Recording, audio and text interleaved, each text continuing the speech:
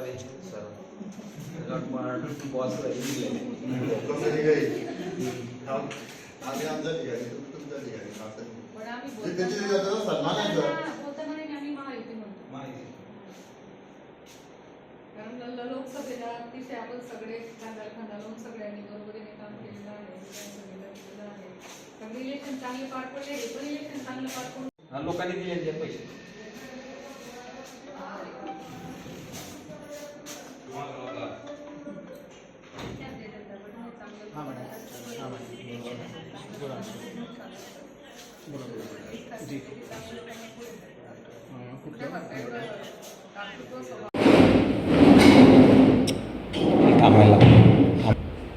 भाऊ काय सांगणार आज शिवसेना शिंदे गटाच्या बंडखोर उमेदवार रेश्मा काळेंनी आपली भेट घेतलेली आहे. आपण जर बघितलं तर आपण स्वतः भाजपचे पदाधिकारी आहेत, मात्र अपक्ष म्हणून नगराध्यक्ष झालेला आहात. कसा पाठिंबा असणार आपल्याला, कुणाला पाठिंबा असणार? मी आज रेश्माताई इथे येऊन गेल्या ऑफिसला माझ्या, त्यांनी भेट घेतली, मी त्यांना शुभेच्छा दिल्या.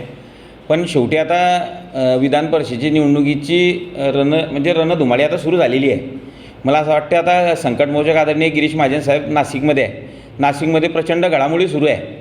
मग जळगाव जिल्ह्यातसुद्धा मला असं वाटतं उद्याच्या दिवशी जळगाव जिल्ह्यात गिरीश महाजनांचा ताप आल्यानंतर काय घडामोडी होता, आता कोण माघार घेते आणि कोण राहते याच्यावर संपूर्ण चित्र जे आहे ते 2 दिवसामध्ये जाहीरच्या माध्यमातून होणार आहे. आणि मला असं वाटतं निवडणूक झाल्यानंतर नगरसेवकांच्या ज्या समस्या असतात किंवा गावाच्या समस्या असतात त्या समस्या या सोडवल्या गेल्या पाहिजे उमेदवारांकडनं.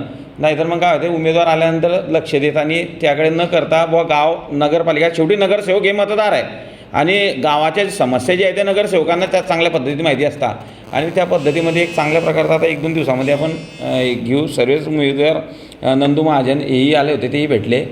रेश्माता यायला तेही भेटले. आपण आता शुभेच्छा द्याशिवाय आपण काय हे करणार आहे, त्यांना शुभेच्छा दिल्या आपण. हो बघितलं आपण तर स्वतः आपण भाजपच्या सुविख्यात भाजपने आपल्याला उमेदवारी दिली होती, आपण बंडखोरी केली होती. त्याच्यामुळे या ठिकाणी वरणगावमध्ये भाजपमध्ये कुठेतरी नाराजी आहे. छुपा पाठिंबा असणार आहे का रेश्मा काळेंना तुमचा?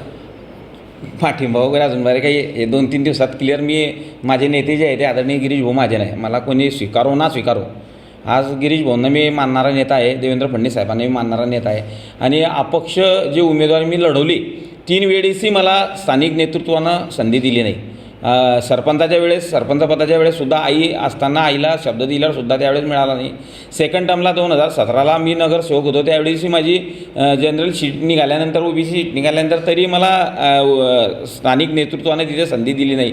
त्यावेळेसही मी सर्वांना बरोबर घेऊन नगराध्यक्षपद सांभाळलं आणि नगराध्यक्षपद सांभाळल्यानंतर विकासाचं व्हिजन काय असते ते माझ्या वरणगाव शहराच्या नागरिकांना दाखवलं. 24/7 अशा प्रकारची पाणी पुरवठा योजना मंजूर मी त्यावेळेस करून आणली आणि त्यावेळेस पाणी जे आहे ते पाण्याच्या भरोशावर मी. आपली भूमिका काय असणार आहे? आपली भेट झाली रेश्मा काळेंची, भेट झाली, मी त्यांना शुभेच्छा दिल्या. 2-3 दिवसात मी माझ्या नगरसेवकांना बरोबर घेऊन, नगरसेवकांच्या सर्वांना बरोबर घेऊन सण विचार करून त्या टायमाला निर्णय जाहीर करू आपण. पण शक्य आपली नाराजी दूर झाली का पण भाजपमध्ये? नाराजी काय, माझी नाराजी फक्त आता मी एकच ध्येय ठेवला आहे, माझ्या गावाचा विकास. आणि विकासाच्या संदर्भात आदरणीय गिरीश भाऊंनाही मी भेटलो, भाऊंनाही विनंती केली.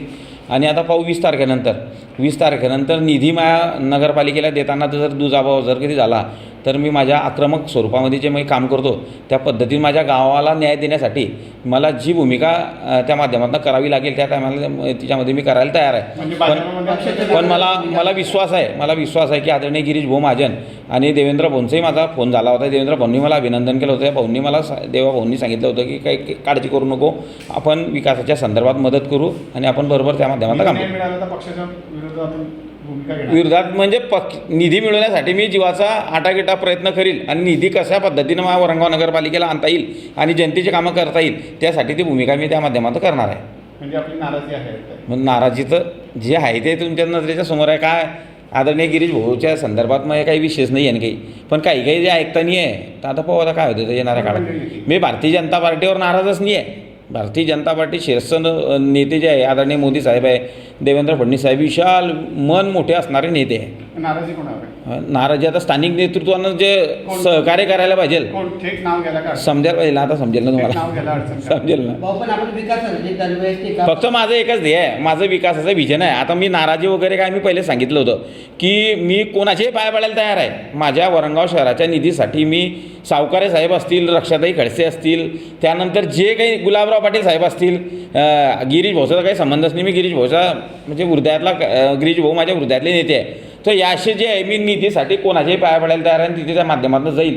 देताना जर कधी अडचण आली, देताना जर दुजाभाव जर कधी झाला तर त्या दुजाभावाच्या संदर्भात मी न्याय मागण्यासाठी त्या माध्यमातून तिथे जाणार आहे. सर्वांच्या घराजवळ जाणार आहे, सर्वांना भेटणार आहे. भाऊ आतापर्यंत आपण वरणगावच्या विकासासाठी पक्षाच्या विरोधात देखील भूमिका घेतलेली आहे.